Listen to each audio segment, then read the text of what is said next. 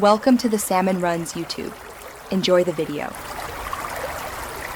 In this video, I will show you how to draw a Porsche 911 GT3 RS easily.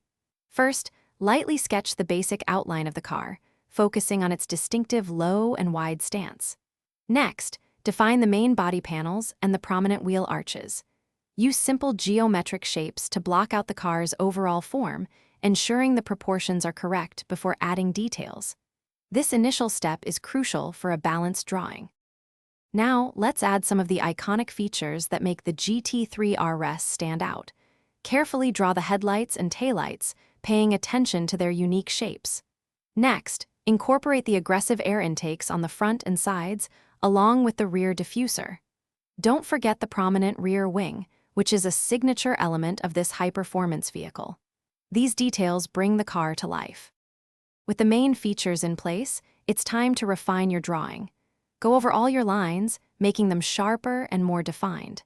Begin adding basic shading to give the car a three-dimensional look, considering where light would hit the surfaces. Use lighter tones for highlights to suggest reflections on the sleek bodywork.